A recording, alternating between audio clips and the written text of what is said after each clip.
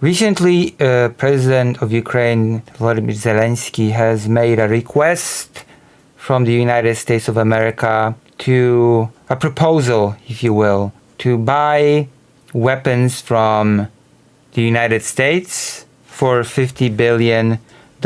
Among them were the very important Patriot missile systems. And reportedly, Donald Trump has very negatively reacted to this proposal.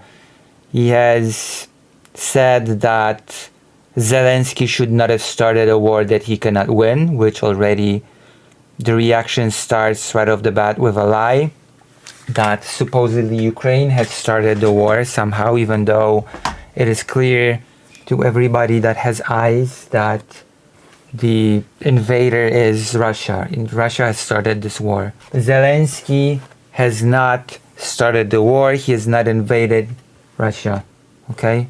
So this has been a lie that has been very stubbornly pushed by the Trump administration. This fiction of Ukraine starting the war.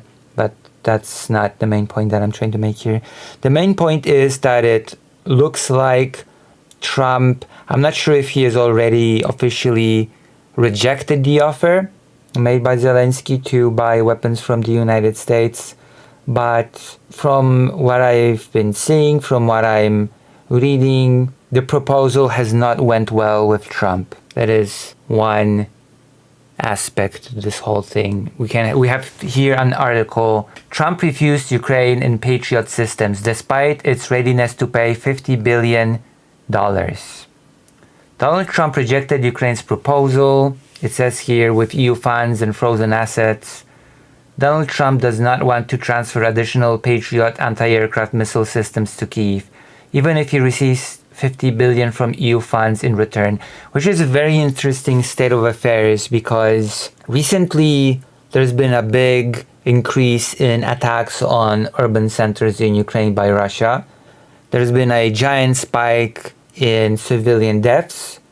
I will just mention that this amount of deaths have not been seen in a long time. I've not really seen this sort of numbers under Joe Biden, at least not when his term was ending. So I guess the one dubious claim to fame that Trump can now claim is that under his presidency, the number of civilian deaths in Ukraine has spiked, and he is refusing to sell vital anti-air systems that would remedy that. Just that's important to note, in my opinion. He refused a corresponding lucrative deal while making new accusations against Ukrainian President Volodymyr Zelensky, UNN reports citing Bild. And now we have the details. Ukraine urgently needs new air defense systems to prevent further mass killings of civilians by Russia,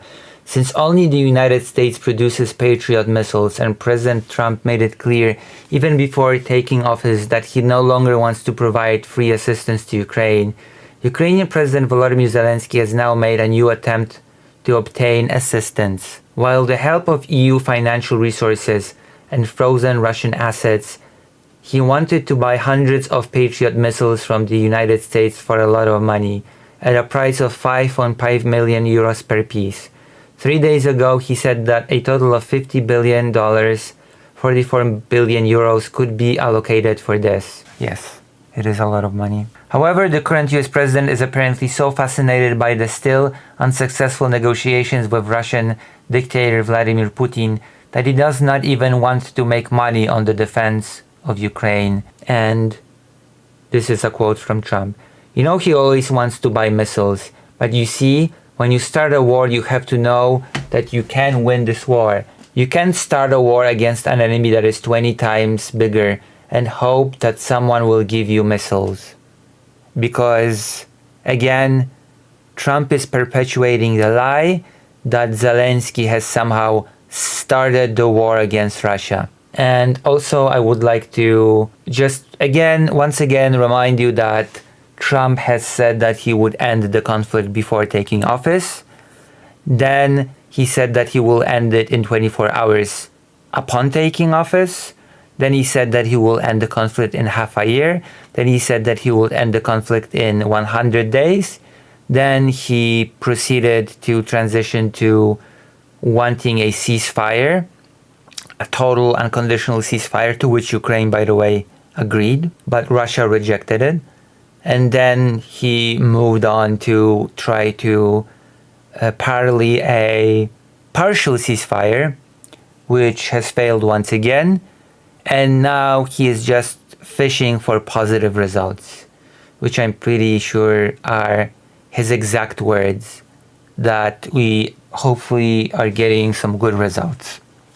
So this is the state of the peace talks that the United States are undertaking with Russia. Trump's words caused outrage not only because he once again confused the perpetrators and victims of Russia's aggressive war.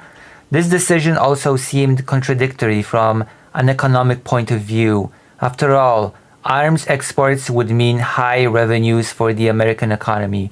Washington's refusal caused outrage in Ukraine. This indicates that the United States is not interested in stopping the bloodshed, as Trump has repeatedly stated.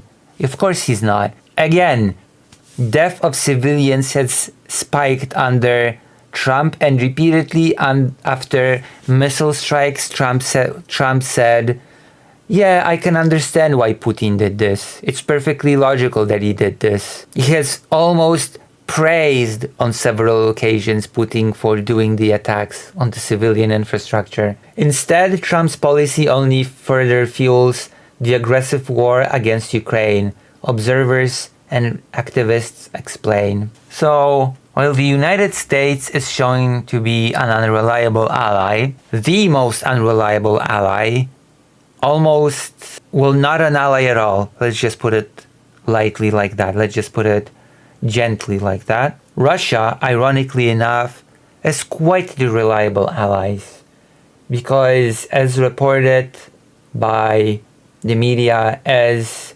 stated by Zelensky, while the United States, the supposed ally of Ukraine, refuses to give Ukraine weapons even for a high price, it seems like China does not have such a problem. China is supplying weapons to Russia, Zelensky says, which is a big, stark contrast between these two countries, isn't it? One country is supplying Russia with weapons, one country refuses to do so. China is providing weapons to Russia, Ukrainian President Volodymyr Zelensky said, citing information from Ukraine's intelligence and security services.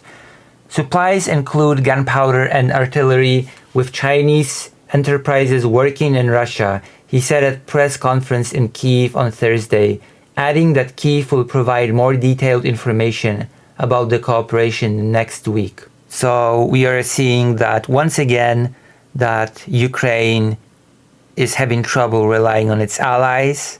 Europe is basically all that's left as far as allies are concerned, and Europe really needs to get its acts together if Ukraine wants to be in any favorable position for negotiations. The United States have all but abandoned Ukraine for what we can see. And now China is supporting Russia more openly than before. Officially, China has claimed to be neutral in Russia's full-scale invasion of Ukraine, calling for a peaceful and diplomatic resolution of the conflict. But in February 2022, shortly before the Kremlin launched its all-out assault, Moscow and Beijing announced a no-limits partnership deal. Beijing has been accused of covertly supplying Russia with weapons and components for drone production while cutting drone supplies to Ukraine. China denies the accusations. And already, let's not forget that North Korea and Iran has proven a more reliable ally when it comes to delivery of weapons than the West. I cannot say we're surprised, Zelensky said, but we talked with the Chinese leader and he gave me his word that he won't sell or give weapons to Russia. Unfortunately, we have facts and see the opposite information. In any case, we already have facts that China is strengthening Russia's defense capability, and this is bad, he said. So we're having a stark contrast between the two allied blocs. Russia, which receives active support from North Korea, which includes weapons as well as personnel. We can see support from Iran, drones, Shahed drones, and now China more openly than ever joins the fold with its weapons sales to Russia. In the meantime, the United States has changed its president, who is now more interested in normalizing relations with Russia than anything else. The European Union is still not completely united on the subject of supporting Ukraine. There are places like Hungary and Slovakia, for example. Slovakia has visited Russia on several occasions, on several celebrations, and Hungary has been blocking further sanctions against Russia. So maybe I'm a bit negative, but I took these two cases to highlight that things are bad, and it seems like they're just getting worse. And if Ukraine won't be able to find a reliable ally or reliable allies to find a way to be able to defend itself and to be able to have any sort of leverage or strong position in negotiations, then I'm afraid that this whole thing will not end very well for a lot of people and for a lot of countries, not just Ukraine.